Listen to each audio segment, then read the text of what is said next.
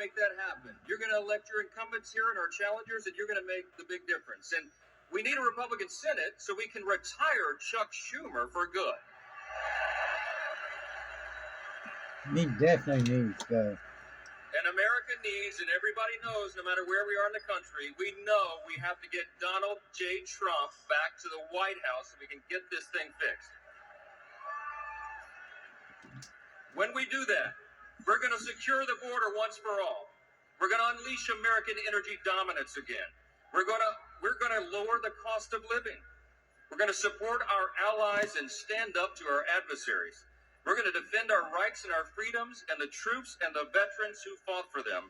And we will protect the values and the principles that made America the greatest nation in the history of the world.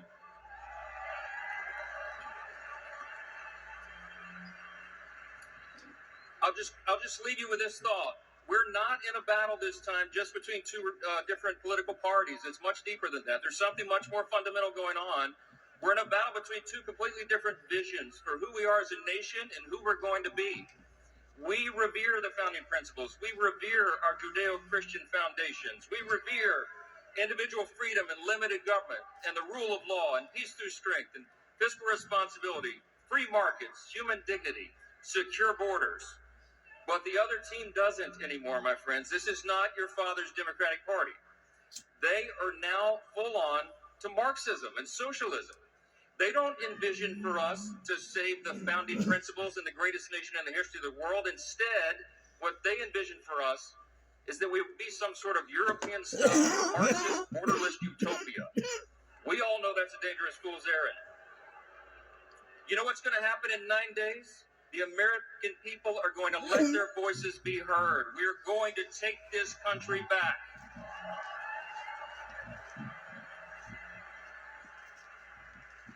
We're going to restore the foundations, and we are truly going to make America great again. Thank you so much. God bless you. God bless the United States of America.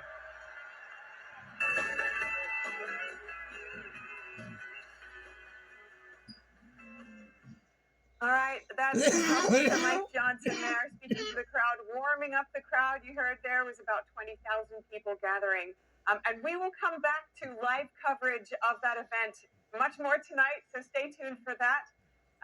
But first, here's a break. And stand for the values that built this great nation. Republican Red Winery proudly embodies the spirit of American greatness. Let's raise a glass to forging our own future, building a bigger, better, and stronger America. The best is yet to come. To the White House as your 47th president and commander-in-chief. And I'm looking around here. There's only one man who is going to be more happy than everybody else in this room when that happens. And that is going to be a man by the name of Joe Biden, actually.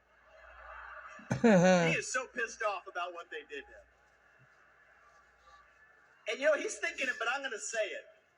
Identity politics never works in America.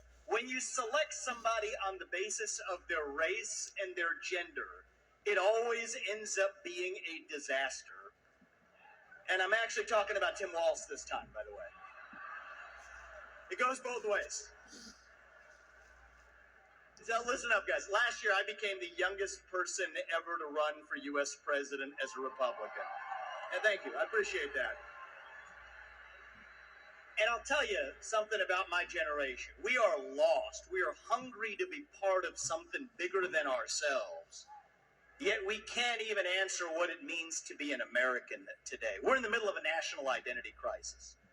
Faith in God, patriotism, hard work, family. These things have disappeared only to be replaced by wokeism and transgenderism, climatism, COVIDism, depression, anxiety, fentanyl, suicide. These are symptoms of a deeper void of purpose and meaning in our country. And right now, we need to step up and fill that void with our own vision. Answer, what does it mean to be an American in the year 2024? It means we believe in the ideals of 1776. It means we believe in merit, that the best person gets the job regardless of their skin color, that you get ahead in this country, not on the color of your skin, but on the content of your character and your contributions. That's why we're done with the woke DEI agenda, bringing in meritocracy to America. It means we believe in the rule of law, and I say this as the kid of legal immigrants to this country.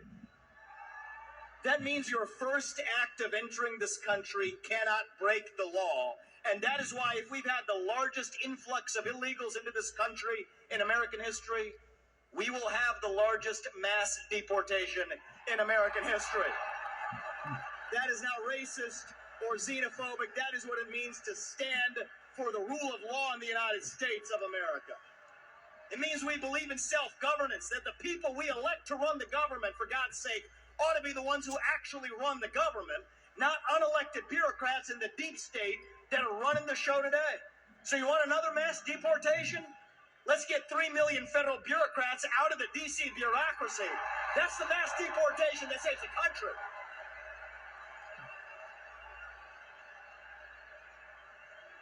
What does it mean to be American? It means we have elections we can trust and believe in, and that means single-day voting on Election Day as a national holiday with paper ballots and government-issued ID to match the voter file. That's how we save the country after we win it this time by voting early. These are not black ideas or white ideas. They are American ideals that set this country into motion. We're in a war to revive them, and right now we need the commander-in-chief who will lead us to victory. That is your next president, Donald J. Trump. If you want to seal the border, vote Trump. If you want to restore law and order in this country, vote Trump. If you want to grow the economy in this country, vote Trump. If you want to revive national pride in this country, vote Trump.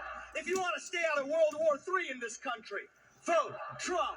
If you want to make America great again, vote Trump. I'm going to give you one more reason to vote Trump, and it's this. It's the one the media in the back, they won't talk about this. But they know it to be true. Donald Trump is actually the president who will unite this country, actually. And we don't talk about that enough. America First includes all Americans, regardless of their race, their gender, or their sexual orientation. Our message to black Americans tonight is this. We want you, what we want for every American. Safe neighborhoods, good jobs, clean streets. A country where you are judged based on the content of your character, not the color of your skin or your political beliefs. That's the America we know.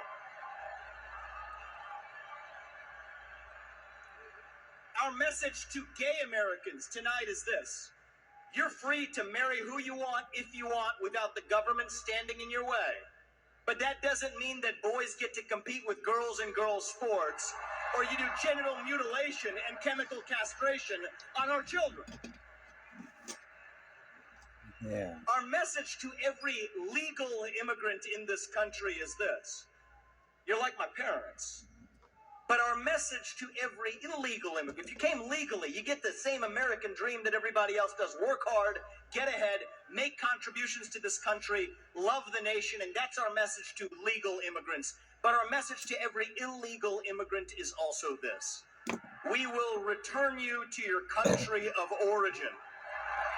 Not because you're all bad people, but because you broke the law. And the United States of America is founded on the rule of law. Our message to my generation, the millennials, is this. You were sold a false bill of goods. You were told you'd become a gender studies major in California. Somehow that gets you a head start on the American dream when it hasn't worked out that way. Dead on your shoulders. The Iraq and Afghanistan wars. Yes, it's true you were lied to. But we can't just be cynical about our country because this is still the last best hope that we have in the free world. And our message to Gen Z is this. you're going to be the generation that saves the country. You want to be a rebel? 18 years old, stand up on your college campus and call yourself a conservative. Be proud of it. Say you want to get married, have kids, raise a family, and have a good job. That's how we win in America. We don't have to be this nation in decline. We are still on our way up. We're still that country where we will look our children in the eye and mean it when we tell them, you get ahead in the United States with your own hard work, your own commitment, your own dedication, and that you know what, you are free to speak your mind at every step of the way. That is the American dream. That is what we are running to. And that is what we get when we send Donald Trump back to the White House this November. Thank you. God bless you and the great state of New York. And may God bless our United States of America. Thank you. God bless. Thank you, guys.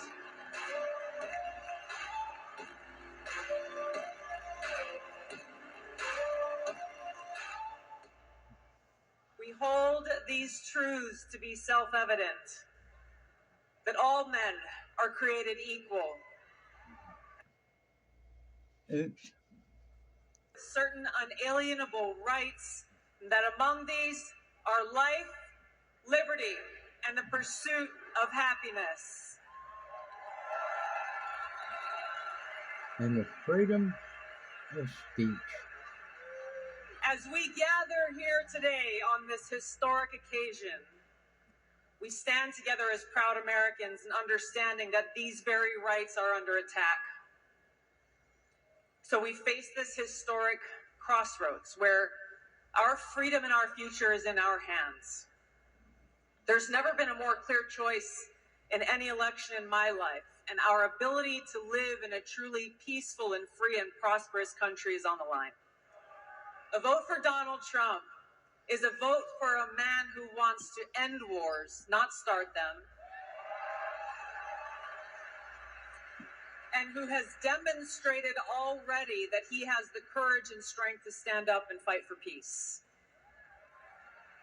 A vote for Kamala Harris is a vote for open borders, where known violent criminals and Islamist terrorists are streaming across our borders, placing us at risk.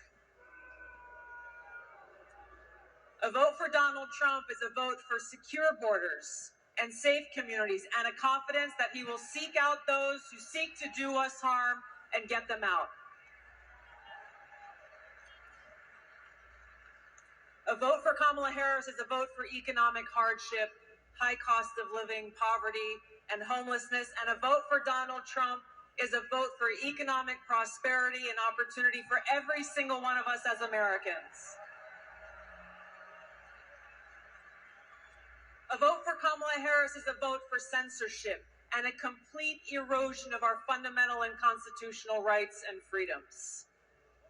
A vote for Donald Trump is a vote for someone who will defend freedom and every one of our God-given rights that are enshrined in the Constitution and Bill of Rights.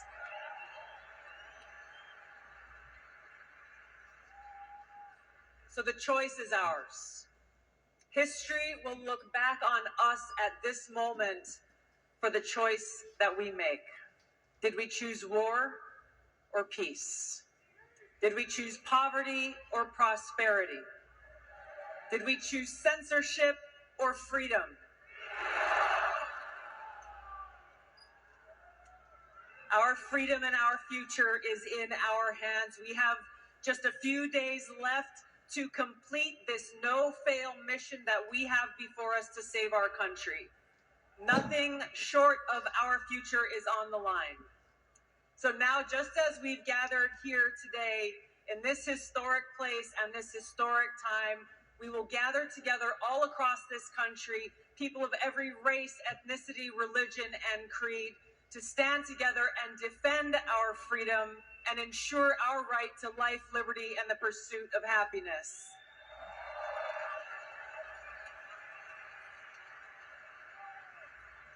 Now is the time for us to send Donald Trump back to the White House to be the 47th President of the United States, where we can stand together and make America great again. Thank you so much. Let's get it done. Aloha.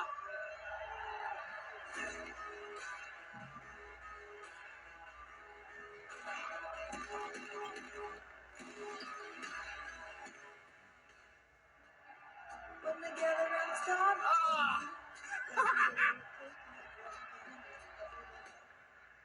Donald Trump's going to win. He's going to win. You know that. I know that that's true. Why is Donald Trump going to win? The people he's about to defeat have no idea. And they're panicked. They have no idea why people like Donald Trump. And their first theory was, well, Donald Trump is evil, so half the country's evil also. And that's one of the reasons they spent the last 4 years trying to destroy the country, because they're mad at its voters for liking Donald Trump. How much easier would it have been just to pause for 20 minutes and ask yourself honestly in some silent place, why do people like Donald Trump? And if they had been honest enough to ask themselves that question, they would have come up with the two main reasons, and here's what they are. The first reason that people like Donald Trump is because he likes them. That's why. And it's real. Affection is something you can't fake. I've spent a lot of time with Trump. And there's not one moment I've ever been with him off camera where he's spending his time grousing about people he hates. Ever. He's talking about the people and the country he loves in his private time. Trust me. And people know in a country that's been taken over by a leadership class that actually despises them and their values and their history and their culture and their customs, really hates them to the point that it's trying to replace them, they know someone who actually has affection for them, and that's Donald Trump. And it's requited. It's requited. They know. And the second reason that people love Trump, and I put myself in this category, it's why I'm here today, is because he's liberated us in the deepest and truest sense. And the liberation he has brought to us is the liberation from the obligation to tell lies. Donald Trump has made it possible for the rest of us to tell the truth about the world around us. And Donald Trump has empowered the rest of us through mostly just sticking around in the face of their hate and abuse and persecution. He has given the rest of us the right to call BS on the charade. No, you are not better than us. No, you are not smarter than us. No, you do not deserve what you have. You probably stole it. No, you're not going to bully me into silence anymore. And I can promise you at this point, 9 days out, when Robert F. Kennedy Jr. and Elon Musk and Tulsi Gabbard and pretty much every high school senior and college shorty girl in the country has come out finally say, yeah, I am for Donald Trump, actually. When the entire country has realized there is nothing embarrassing about this, what's embarrassing is to take a perfectly great country and destroy it, as they have. I'm not ashamed. You should be. At that moment, it's going to be pretty tough for them. And to me, that is liberation. It's the freedom to say what's obviously true as a free man and not a slave. And I just want to say thank you, Donald Trump, for that.